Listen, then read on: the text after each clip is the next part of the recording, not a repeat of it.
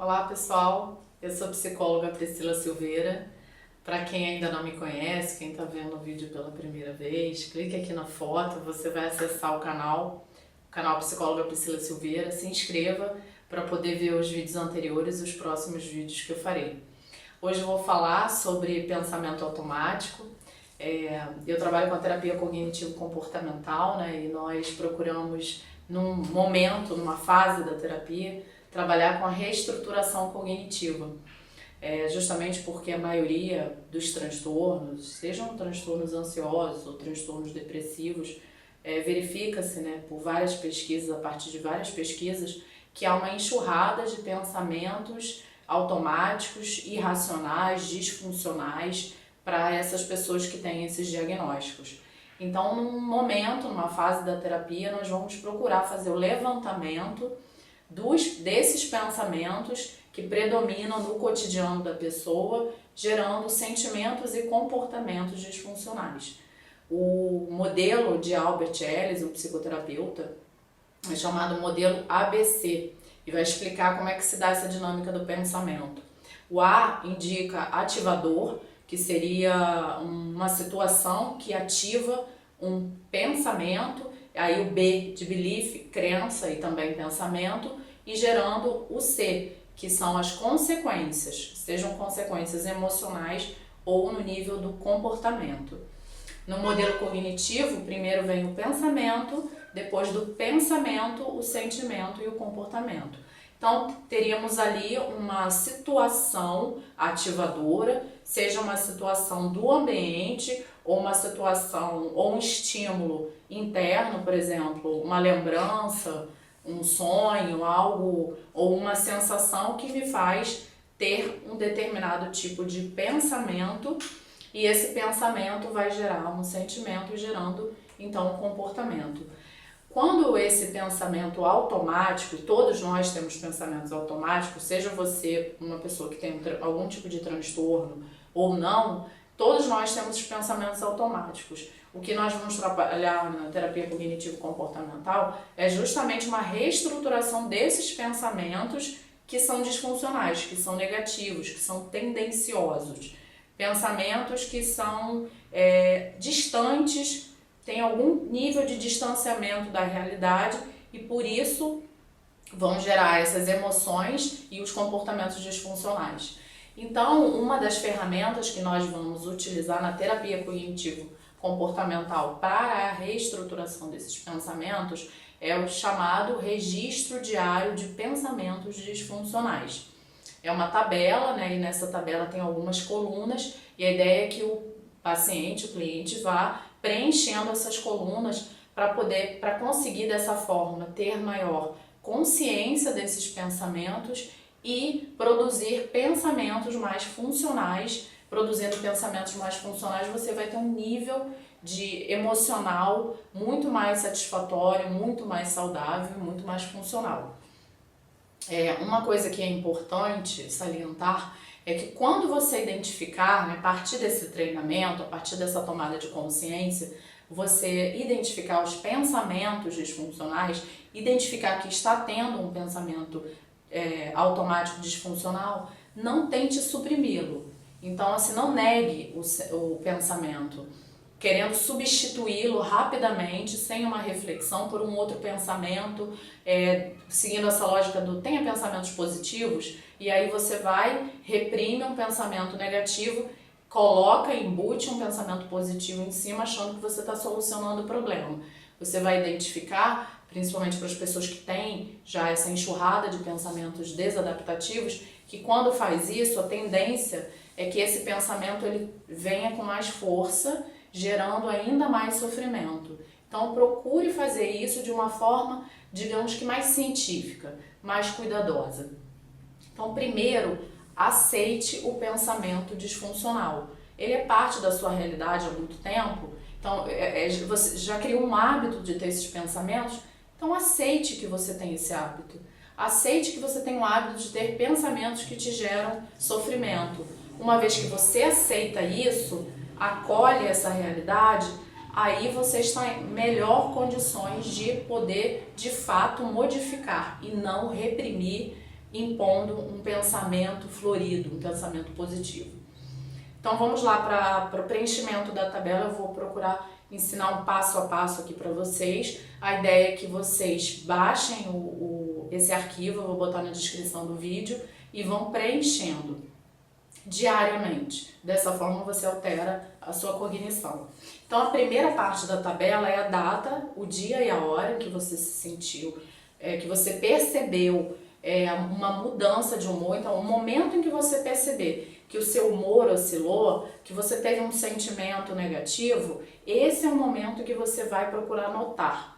Vai procurar ficar atento e se perguntar: qual foi o pensamento que gerou esse sentimento?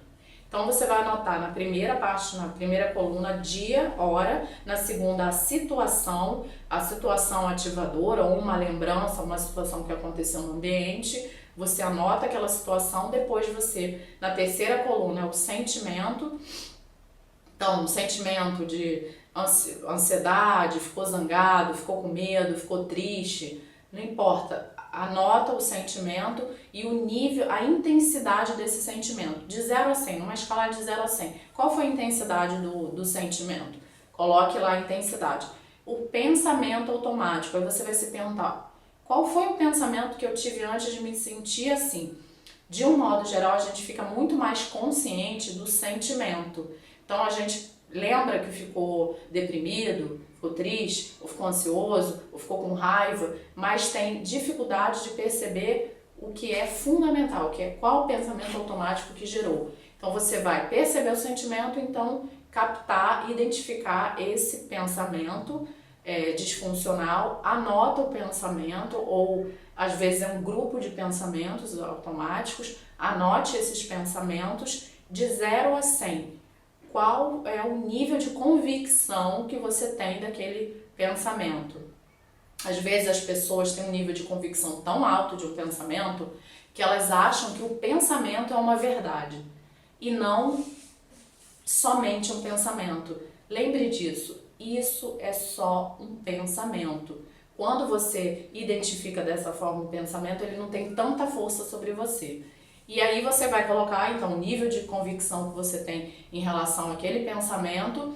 Depois, na outra coluna, você vai... É a coluna da resposta alternativa. Então, você vai propor, você vai ampliar o seu nível de cognição sobre aquele evento e aquela situação. Vai ampliar os pensamentos, vai flexibilizar a sua interpretação sobre a realidade.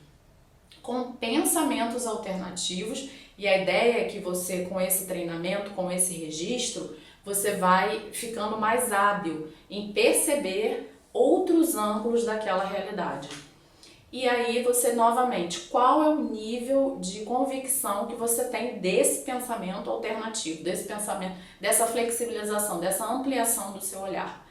Por último, é a reavaliação. Então você vai reavaliar o seu pensamento automático original, aquele pensamento que gerou o sentimento disfuncional. Qual o nível de convicção você tem nesse pensamento automático? Qual é a intensidade do sentimento que você teve lá antes de perceber o pensamento automático? Você vai ver, na maioria das vezes, quando você preenche essa tabela de uma forma mais criteriosa, procurando ter um olhar mais distante da situação, é que o teu nível de convicção naquele pensamento disfuncional, ele vai ser abalado.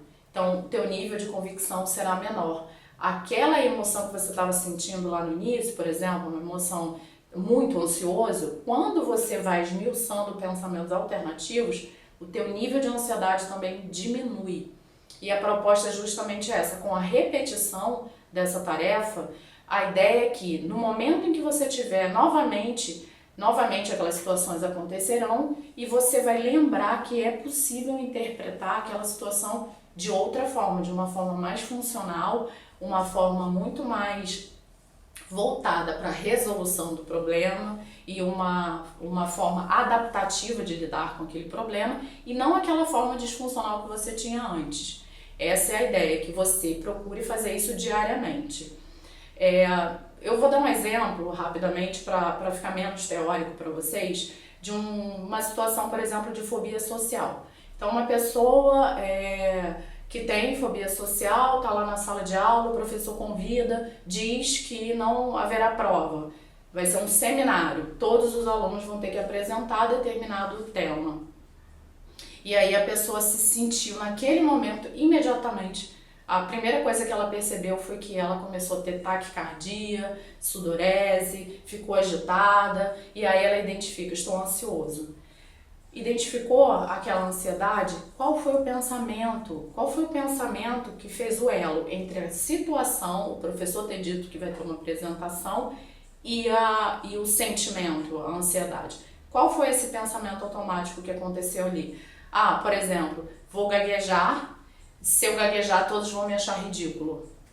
Aquele foi o pensamento automático que gerou ansiedade. Qual seria um pensamento alternativo? Eu sei que é através da exposição que eu vou enfrentar o meu medo social. Eu sei que se eu gaguejar, isso não é uma catástrofe.